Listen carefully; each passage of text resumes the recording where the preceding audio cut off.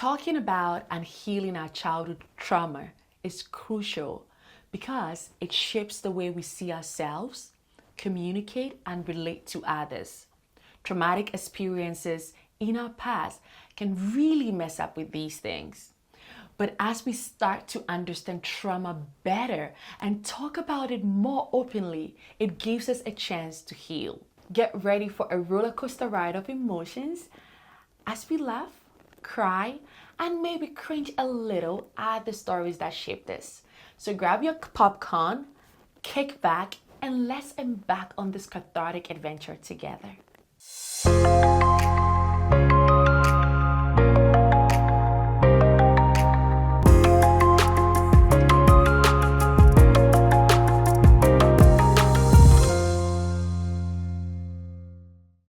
She'll maybe carry a torchlight or a lantern. You know the lantern we used to use then?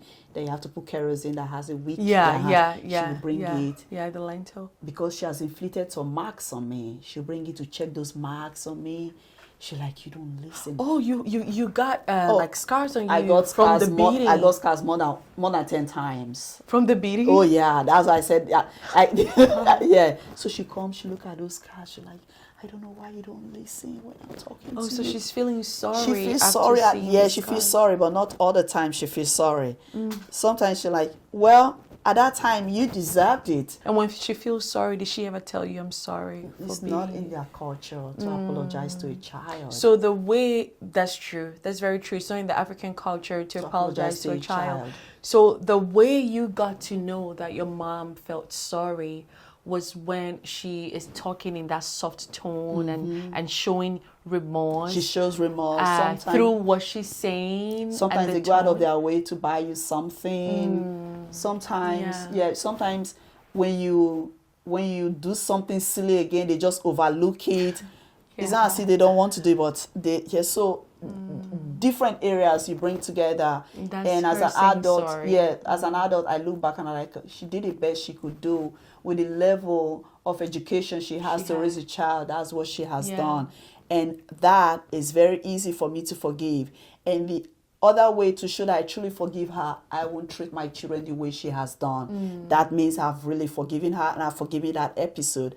And I've understood that, okay, this woman did her best, but I can do better with my children. What I'm getting is that you're not quite making an excuse for her. I'm not. You're seeing her flaws at the same time choosing to forgive because... Correct.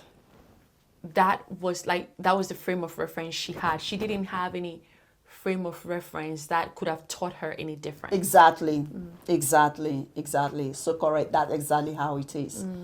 But my father, I told you, traveled, so he knew much better than she did. Because he was more open-minded. He was open-minded. He travels. I told you, he travels around, so you see things like, even with both of them, I can't stand talking to a boy at that age. They're not born you well.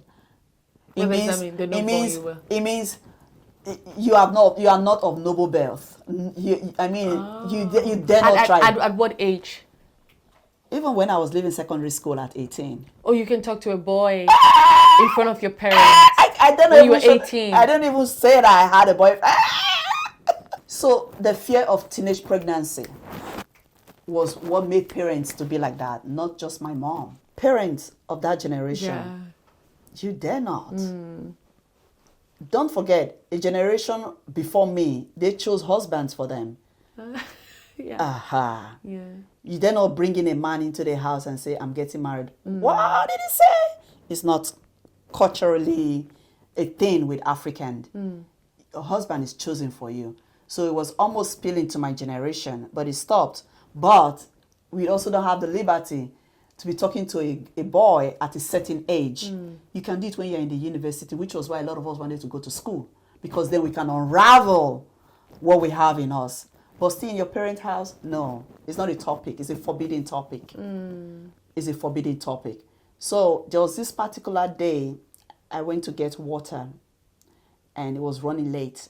My mom, obviously, she was worried. She's the worried type. So from afar, I saw my father standing. It was dark, but I could see him standing. And I was talking to one of the boys. But he didn't say anything. in me, and I was like, okay, you're dead. You're so dead today. But I also pretended like I didn't see him. So he thought I didn't see him. So when I was going home, he was walking behind me until we got to the house. And my mom was like, where's your father? I was my father. Say, yes, I sent him to come look for you. I was like, oh, I didn't see him. All the time I knew someone was walking behind me. You knew? Oh, I knew he was walking behind me, yeah.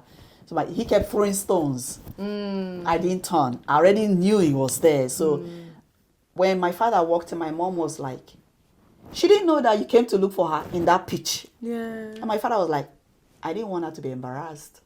I didn't know my father had that in him. He said her friends, there were a lot of people there. I didn't want her to. And my mom was like, H with embarrassment. I'm going to go look for a child, telling me with embarrassment. See, she doesn't care.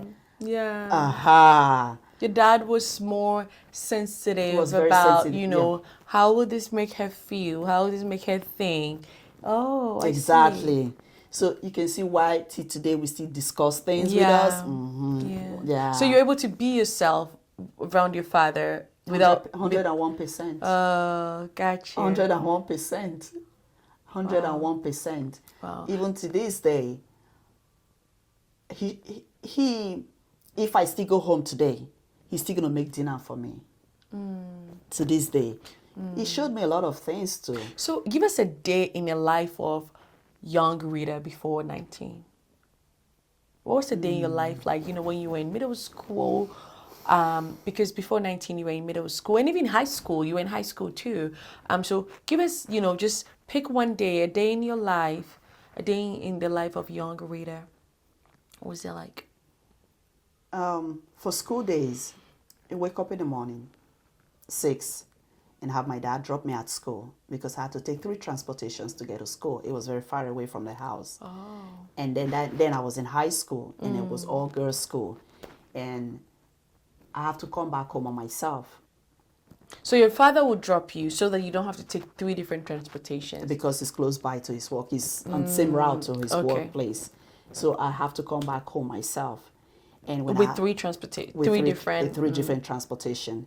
And some days you come to the house, there's no lunch, there's nothing to eat because finance was a problem we dealt with in the house. It was, there's some days we didn't get to have anything to eat. Maybe just once a day we get to eat. And I didn't have all the nice things my friends, they had. Like some of my girlfriends having their parents buy clothes for them, change, make hair. I didn't get to have all of that. You only got that on Christmas. I only get that on Christmas, don't forget. And, you know, I really wanted to have those nice things, but I just couldn't have those nice things. And that's what made me to start early in life to become an entrepreneur. I had to start selling things to be able to raise funds for myself.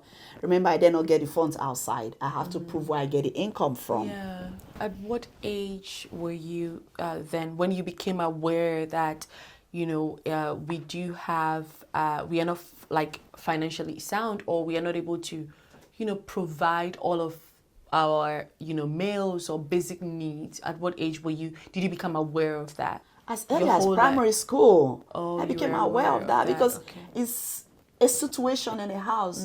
So it didn't start at a point. It didn't start at a point. That's how it's I remember I had 3 brothers, and like I'm 3 years older than some, 5 years older. So it's just started creeping in, and you know, it became a lifestyle. But at some point, there was a high point. So the more siblings you got, the more the situation heightened. Became problematic, and so that made me to become independent at an early age. Before leaving elementary school, I started becoming an entrepreneur. How old were you when you started selling? I started 10. I was ready for common entrance. Do you remember what you were selling? Oh yeah, I still remember it tomorrow. If I can remember 4 years, I remember 10. What were you selling? Started selling ice water. You know, Nigeria has an epileptic problem with light, with power situation.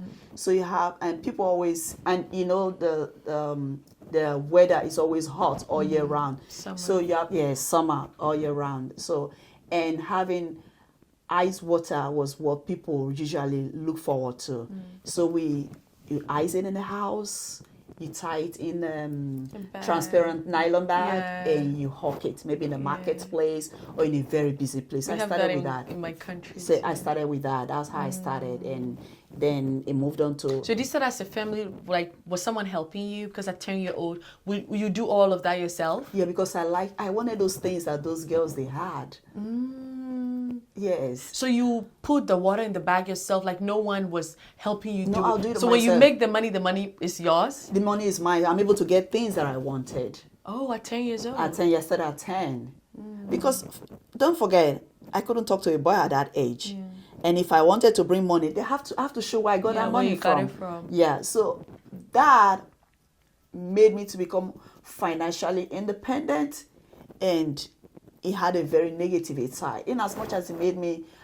So, like, you mean in your adult life, because of what you went through in your childhood, it helped you becoming financially independent. You didn't want to depend on anyone. I didn't want to depend on anyone, and it had its own negative side. So it made me not to be able to ask, because I know I can get this myself. So even when I'm suffering, I didn't have the nerve to ask, or the strength to ask someone for help, because okay, I can do this on my own. I won't advise my daughter to go all that to be financially independent. At some point in time, you need to ask for help. Ask for help. Yeah, it made me grow up like that. I don't think I like that now.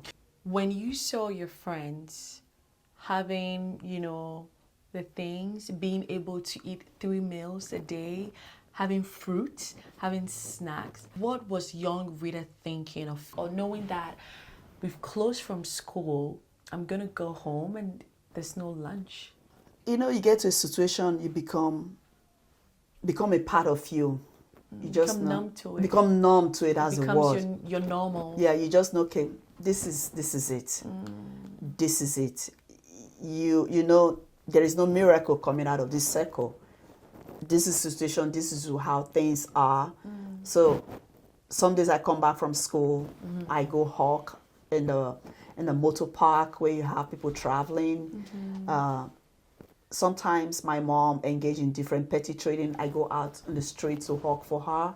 That stopped at some point in time too, with intervention of a cousin of mine, and told my mom, she's a girl child.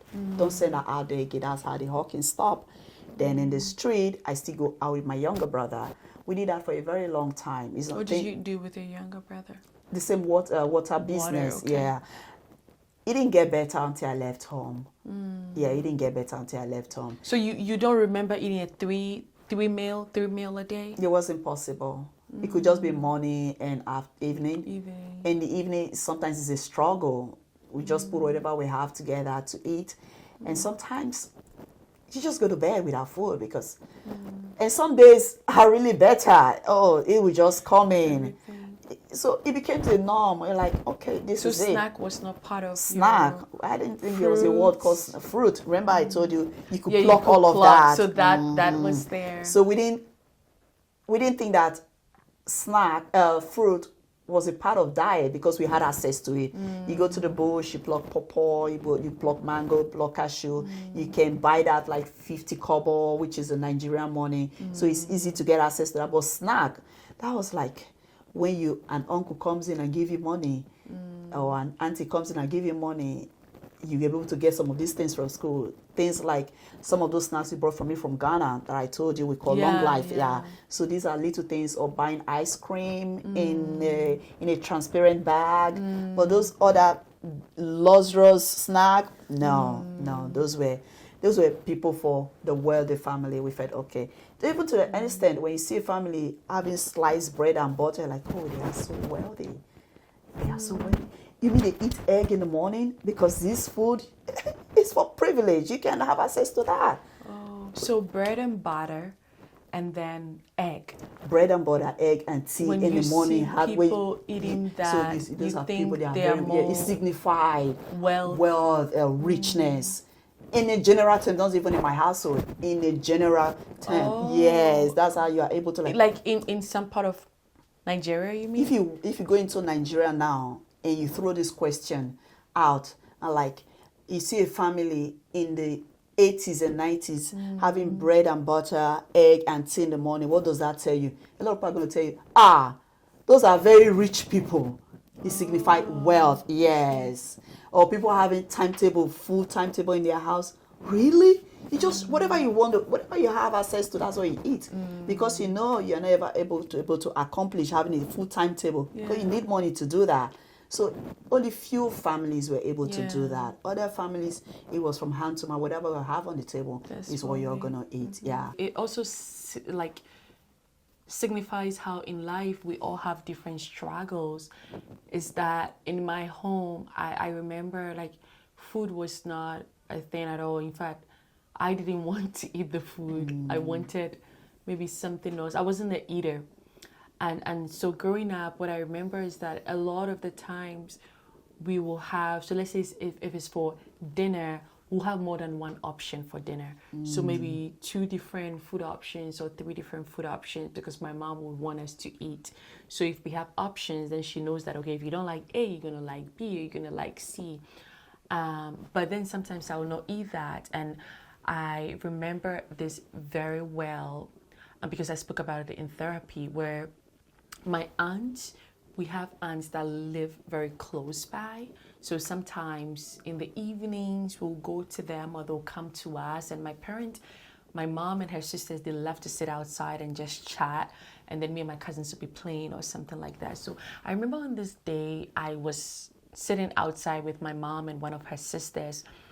And there was a yogurt seller passing by. So in Ghana, I think, they still do it now. We have like this yogurt or ice cream sellers. They're on a bike, and then they have like a mini fridge or whatever it is on the bike, the cooling thing on the bike.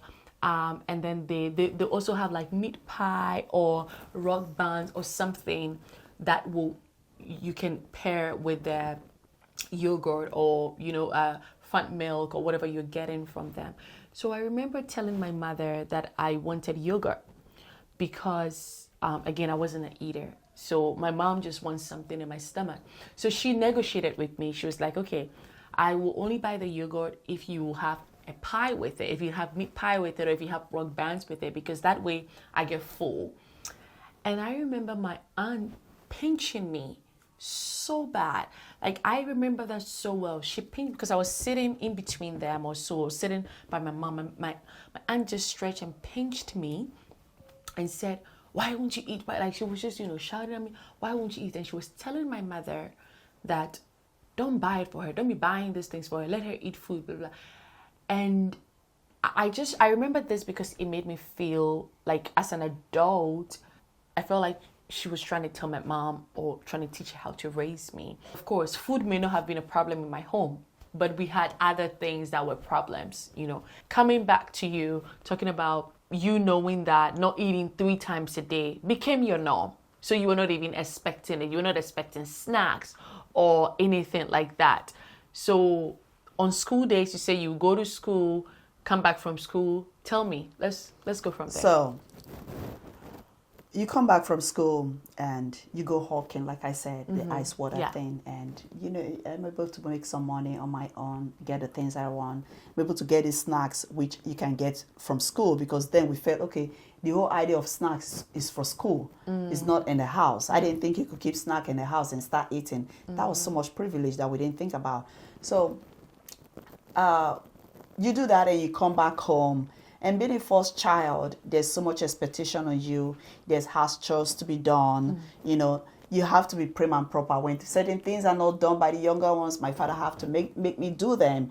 And say, because they are looking up to you. So there was so much going on as a young girl. But, so you were doing so much. Yeah, there was so much you have to do as a young girl. Remember, I have to go hawk 1 or 2 things. And when I come back home, I still have to cook. I have to cook. So I have to make sure that the ones that are younger have to take their evening bath. And how old were you doing all of this? It started at 10. And don't forget that culturally, the girl child is to be well raised than the boy child.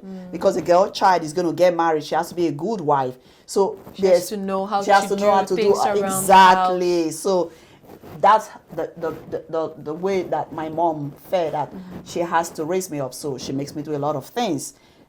Today, when I look back, I don't show any resentment. They actually made me who I am.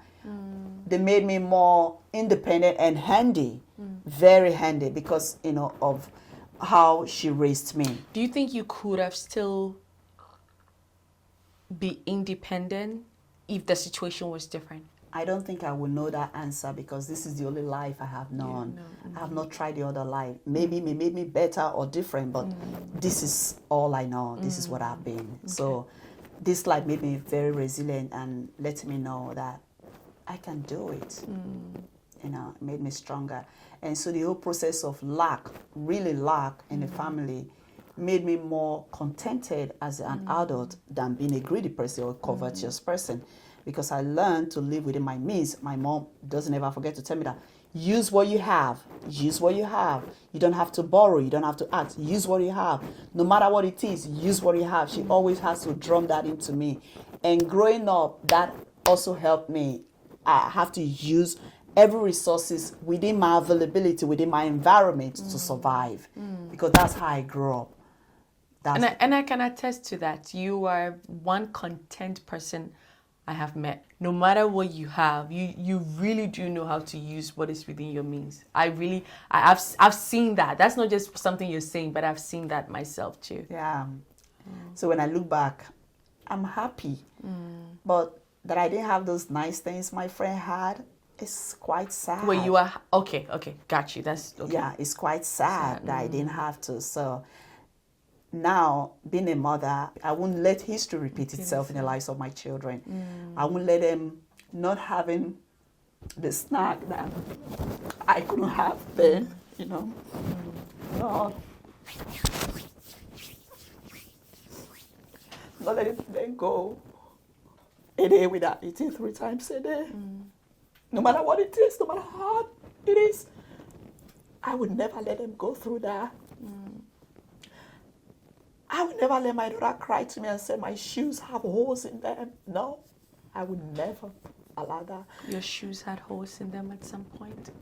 Of course, sometimes at some point they had holes in them. I learned how to use needle and thread to put my clothes together. They were torn because I know I wasn't expecting any new one at the moment.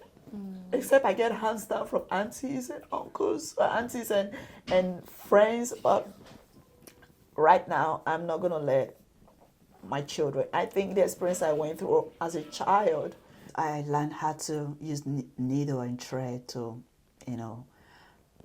put my clothes that are torn to get torn, put them together, and even my school uniform. At some point, it was so obvious I was wearing a torn uniform to school. It was pinafore and a white dress. I mean, I was the only one dressed like that. And I had to learn how to use needle and thread to put that together. That's to tell you how much lack I suffered or I went through growing up, But that shaped my memory or me on how I treat my children today.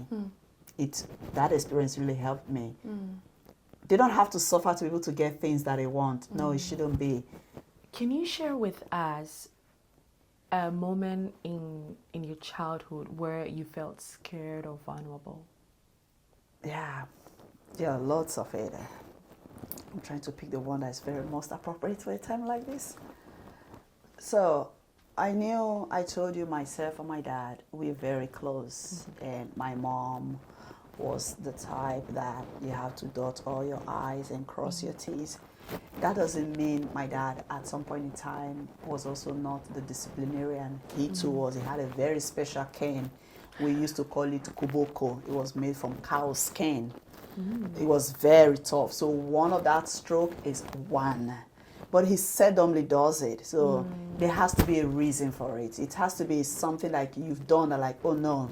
I mean, you, this child, this time we're going to do it. And me, the times that I usually get those beatings from it was, there was a story about me and a boy. Maybe my mom saw me in town with a boy.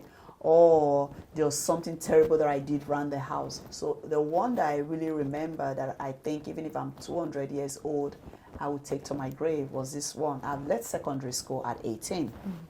And I went to church. I told my mom I was going to church to do some things. and we went to another part of town to get something with some of my other girlfriends, and I ran into her, and I knew I'm so dead.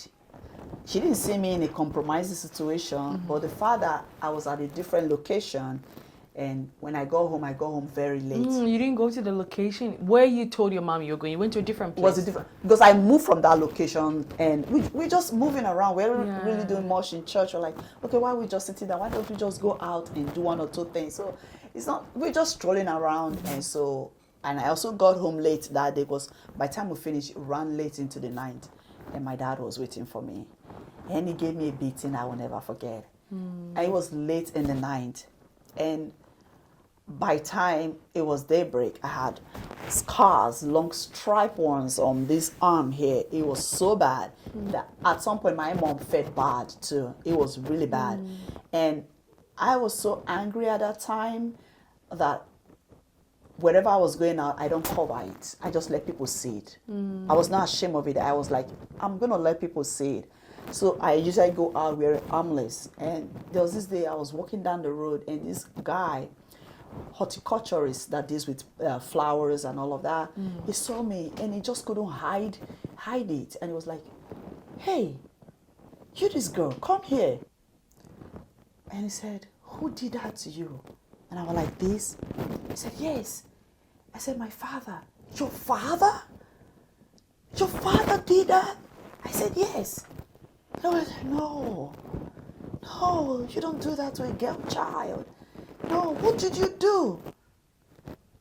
I just shrugged my shoulders and I walked away. And it took years for those scars to wear out.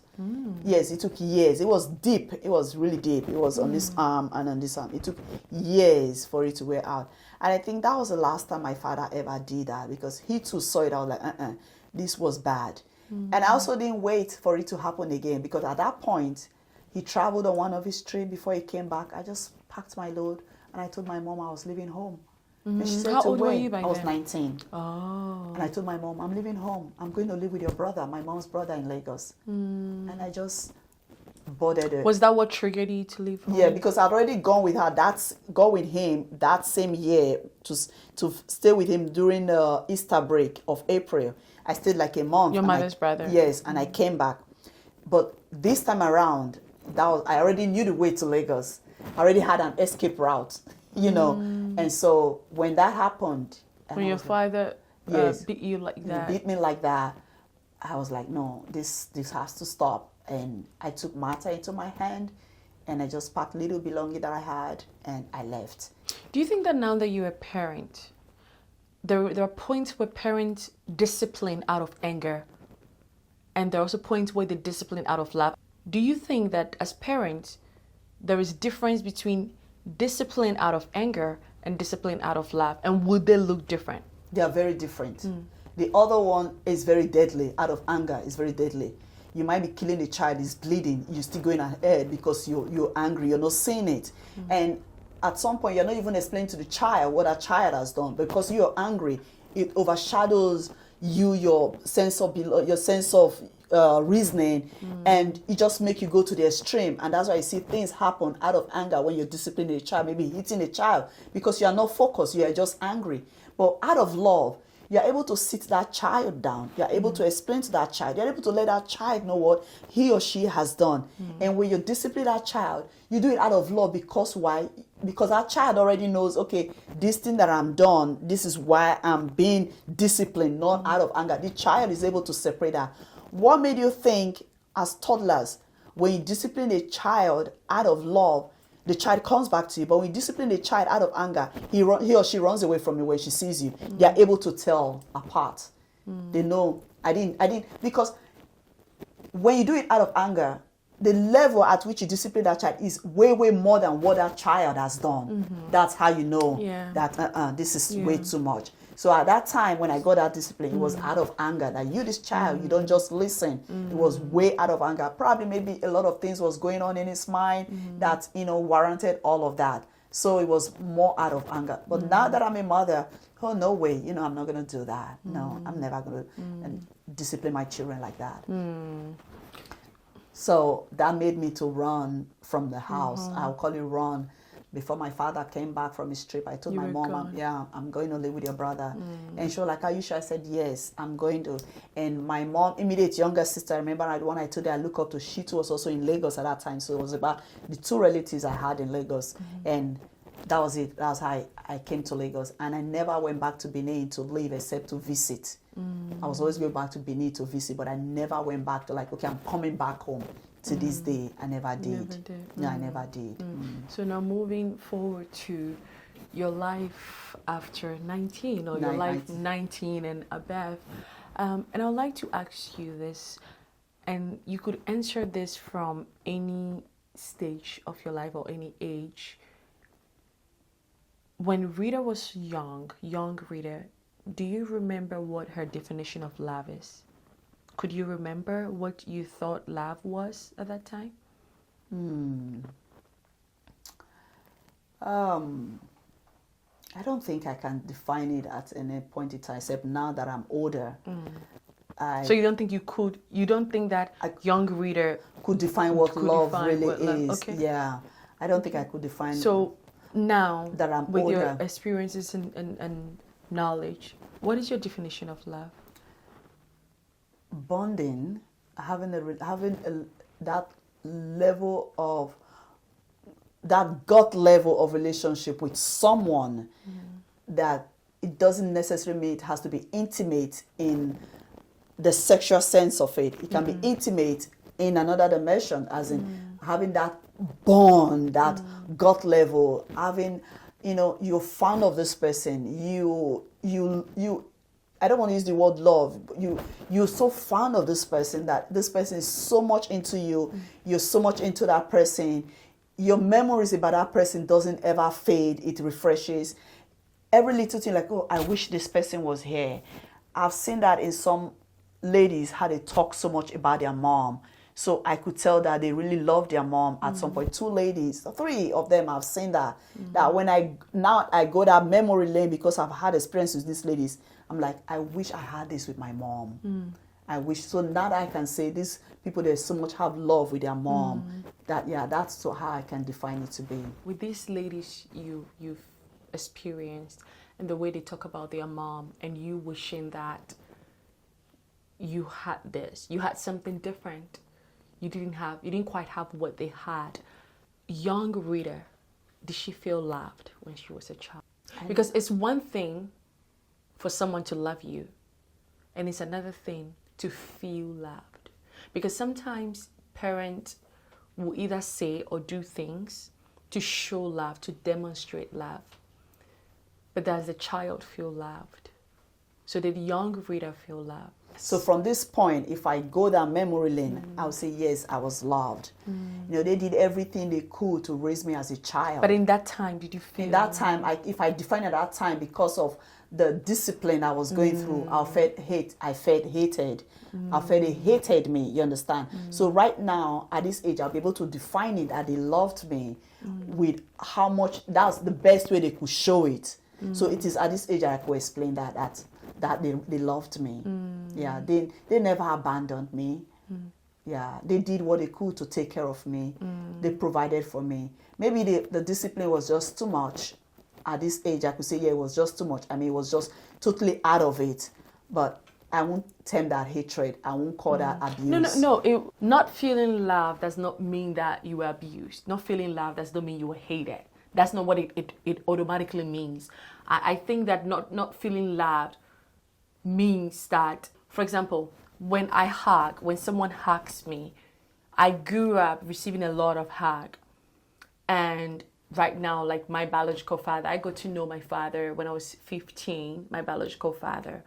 And he's not quite as affectionate as, my mom is. Or I don't have that father-daughter affectionate relationship with him. Therefore, we don't hug as often as I would have loved, or as often as I was, I'm used to. So in that aspect, there is a lack over there. Yeah. So I will agree on the level of affection. I'll take it as affection. I didn't experience a lot of affection. Okay, you didn't experience a lot of affection. Yeah. So in general, my father could be loving me, But do I feel loved by my father? And the answer could be no. That doesn't mean that I feel hated by my father. That doesn't mean that I feel abused by my father. It's just that our definitions of love is separate. Maybe my father's definition is, let me pay your school fees and this and that. Whereas me, being there emotionally for me made me feel loved. So you see the difference is that it's just like he's doing the best he knows how to. And that is his definition of love, because that is what he has seen. And then me, I have seen and experienced something different. And so my definition of love is different. So he's loving me, but I don't feel loved. So that's where that question is coming from. The fact that you don't feel loved doesn't mean that you were hated. No, that's far from it. So we are not trying to paint anyone black here. We're not trying to make anyone look bad or evil here, because again, people cannot give you what they don't have, right? So if your definition of love was maybe buy me candy every day, and they don't have it to buy you candy every day, or when they were growing up, or it's just that's not what they saw as love. So how can they give that to you? Right? So they are giving you what they know how to give best. That this is how I can demonstrate my love to you as my child. But my question is, did Rita feel loved? So at this stage, if I go back memory lane, no, I did not feel loved. I didn't experience that affection as much I would have loved to. Okay. Yeah, Okay. I did not. Okay. But you didn't feel abandoned, but it's just that you didn't experience affection, you didn't feel love per Rita's definition of love. My definition, yes. Got There was never a time or reason for abandonment. None at all. Not even in the slightest form. Never. But I never felt that affection that I see mothers or parents and children, they share. No. Things like I love you never existed. Things like hugs never existed in our family. Yeah, in my home. Yeah, we didn't see it like things that a child is supposed to have loads of it. No, I didn't even get one, except maybe so like a peg on the head, or no, those were totally like alien that to us. We are going to continue this conversation, and I want to say thank you again. Thank you for just allowing yourself to be and to share your story with us, and I cannot wait to hear the rest of the story of your life, how Rita became Rita. So thank you so much for stopping by and watching today's episode. We would love to continue to build our community, and I would love to extend that invitation to you. Be a part of our community if our content resonates with you. I would love to exchange dialogues with you. I would love to see your comments. I would love it so much if you can just share our video. Most importantly, I would love it so much if you pick up a thing or two from our episodes or from our content. I hope that you find peace when you watch our content. I hope that you are able to give permission to yourself to be yourself when you watch our content, because that is what the Chat with Selassie is about, is to live freely and authentically. My name is Selassie, and thank you for watching today's episode.